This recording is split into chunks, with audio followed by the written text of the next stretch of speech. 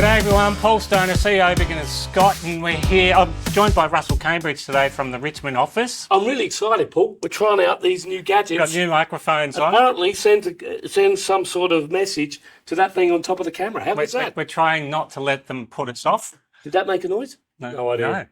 No. There you go. Hi, Brett. But here we are. So it's the 15th, 14th, 13th. 13th, 13th of December.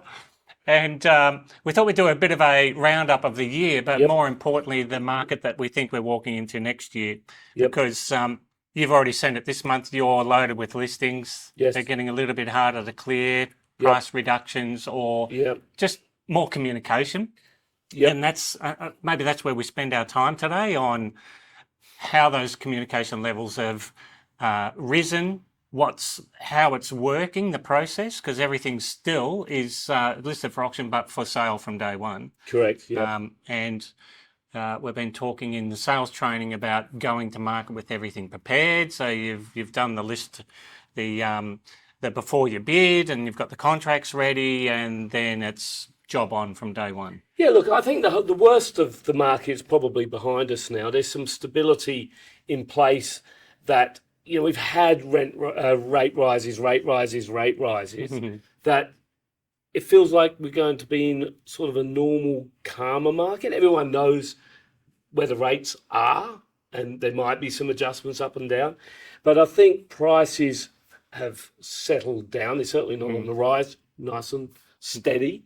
And people know where the playing field is, don't they? So I think there's some stability. I think we're going to go into an okay market next year. It's not going to be one where buyers are going to be frustrated because they can't find anything, but it's certainly one where vendors are going to be able to sell. I've talked to a couple of, like Tom reckons he's got a lot coming on next year. We already have a lot on now, but they're selling. They're selling.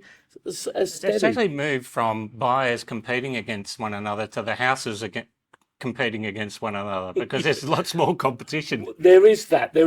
So hence the pivot in the negotiations. Yes. You know, it's not uncommon to sell a property a week or two prior to auction, and it's not uncommon to push it out a week or two because there was a lack of interest or competitiveness with that particular property. But they are all selling. To be fair, the salespeople are working a lot harder to get a deal. You know, days on market go for 4 to 6 weeks. You've got an extra third of your life taken up with that particular property.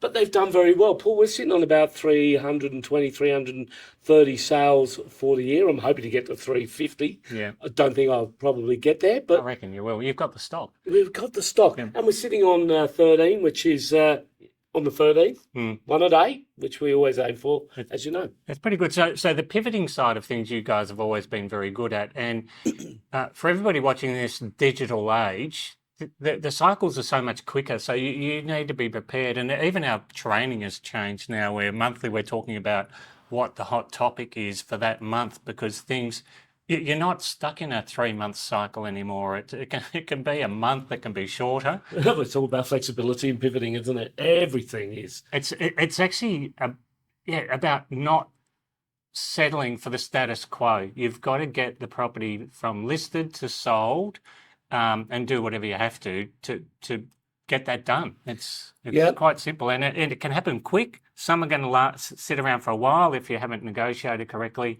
and you know, we've had a year where people go, you know what, I'm going to try this, and they try it, and then everyone's doing it, and all of a sudden it becomes the norm. So it'd be really interesting. So you think we're stepping into a market, and I agree, there'll be a lot more listings, a lot more competition, and a lot more conversation. So from an agent's perspective, that means a lot more time at the office, because you're just doing so much more work. It'd be interesting to see what happens with interest rates. Because, you know, they're now saying that we're at about the 3% mark for the economy, which is in line. So whether they release us or not, but, you know, then we've got governments and everything else involved. So correct. It's interesting. A lot of the habits that we've got ourselves into the last year, I'd like to pick some of them back.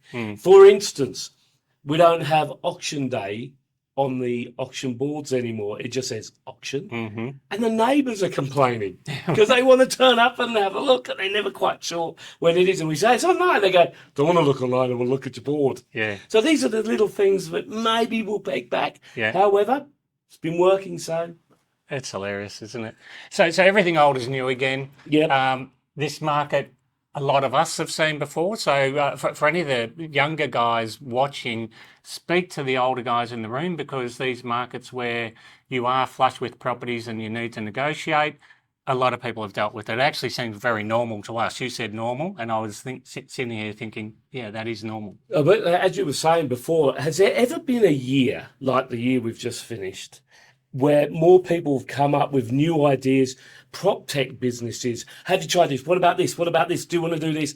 And we go back to them. No, only the stuff that replaces something with old is new. What we've ever done before, if it's not replacing something we do, forget about it. Which is the frustration of my life, because we're always testing stuff here before we roll it out to you guys, and it's like 6 months late because it's broken. We're repairing things and.